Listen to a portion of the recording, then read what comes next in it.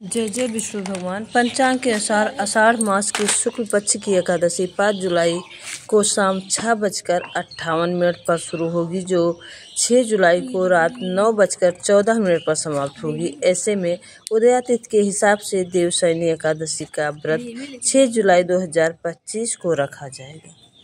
देवशयनी एकादशी के दिन भगवान विष्णु की पूजा करें और दान पुण्य करें।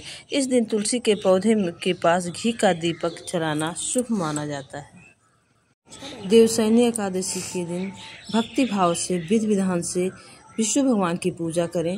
तुलसी के पौधे को जल चढ़ाएं और दीपक जलाएं। अन्न, जल, वस्त्र, फल, शंख, पीला कपड़ा, चंदन और केसन का दान करना शुभ माना जाता है। एकादशी के दिन विष्णु और लक्ष्मी जी की चालीसा का पाठ करें। ओम नमो भगवते मंत्र का जाप अगर आप तुलसी क्यारी के पास बैठकर तुलसी माला लेकर 108 बार करते हैं तो आपकी जो भी मनोकामना है, बड़ी से बड़ी मनोकामना पूरी होती है। देवशयनी एकादशी के दिन प्याज, लहसुन और तेल मसाला नहीं खाना चाहिए, झूठ नहीं बोलना चाहिए, हिंसा नहीं करनी चाहिए, किसी का मन नहीं दुखाना चाहिए, सिर्फ हरि नाम का जप करना चाहिए।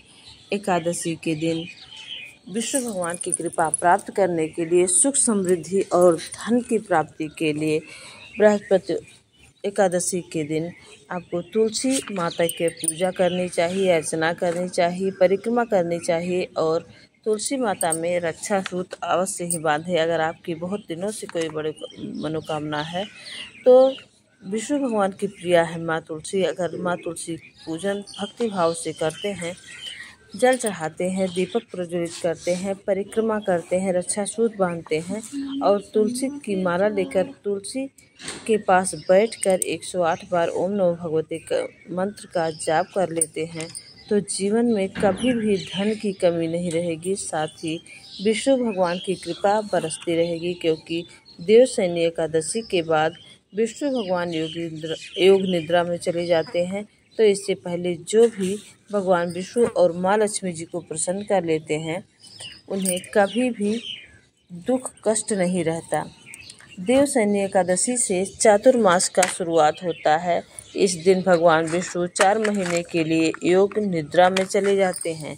इससे पहले अगर आप देवशयनी एकादशी के दिन कुछ उपाय कर लेते हैं तो भगवान विष्णु प्रसन्न होते हैं। साथ ही माँ लक्ष्मी आपके घर में धन का भंडार भरती हैं।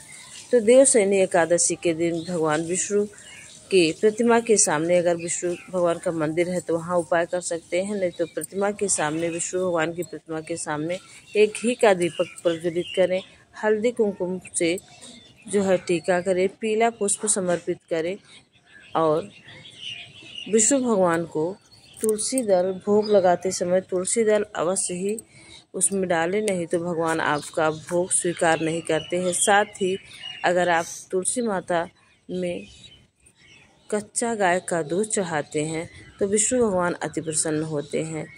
जय जय विष्णु भगवान।